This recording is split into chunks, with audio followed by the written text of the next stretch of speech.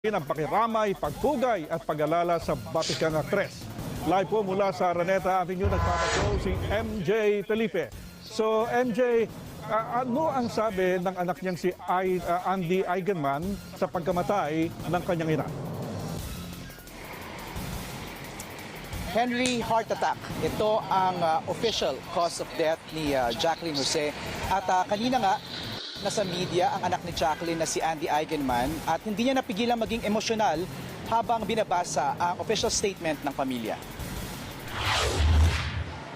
Pasado alas 2 ng hapon nang humarap sa media si Andy Eigenman kasama ang kapatid na si Gabby, anak na si Ellie at pinsang si Abby Asistio. Dito, binasa ni Andy ang opisyal na pahayag ng pamilya sa biglaang pagpanaw ng kanyang ina, ang batikang aktres na si Jacqueline Jose.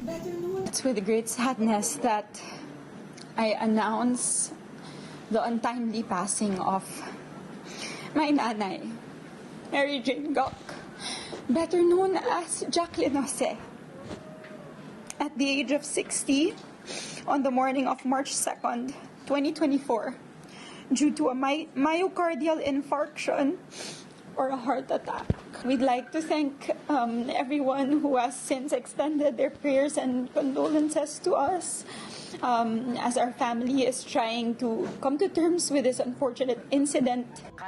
Sa inisyal na impormasyon na natanggap ng ABS-CBN News, hindi umano sumasagot si Jacqueline sa tawag at text messages mula sa pamilya at kamag-anak. Kaya napagdesisyonang papuntahan ito sa kanyang bahay sa Quezon City. At doon siya nakitang wala ng buhay. Bumuhos agad ang pakikiramay at pagpupugay kay Jose sa social media mula sa mga kapwa-artista na nakatrabaho o naging kaibigan ni Jose sa industriya.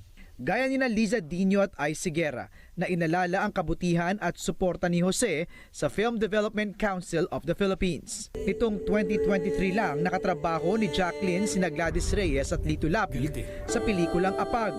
Kaya malungkot na ibinahagi ni Gladys ang behind-the-scenes moment nila sa set.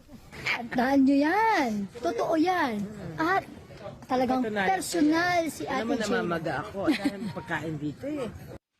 Nagpapasalamat naman si Dimples Romana sa leksyong ibinahagi sa kanya ni Jacqueline na nakatrabaho niya sa pelikulang Minsan May Isang Puso noong 2001.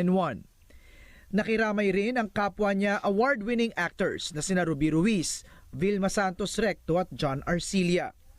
Ayon naman kay Bebet Ortesa na unang nakatrabaho ni Jacqueline noong 1988 sa pelikulang Mrs. Mo, Mrs. Ko.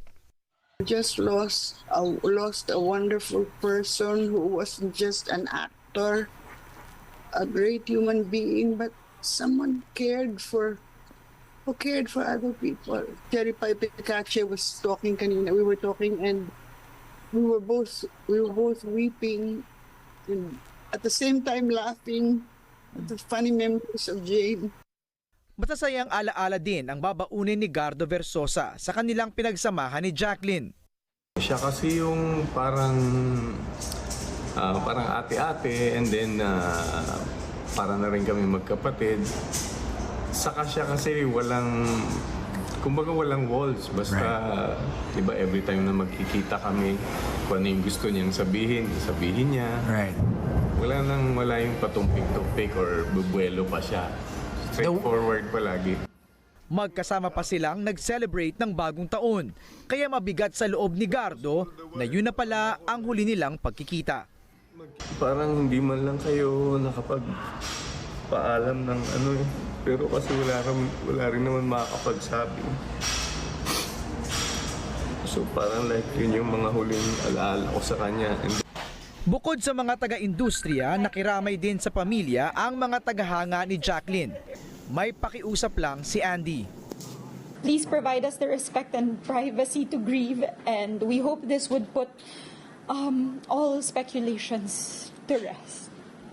I'd just like to say that her undeniable legacy will definitely forever live on through her work, through her children, grandchildren, and the many lives she's touched. As she herself, her life itself was her greatest obra maestra.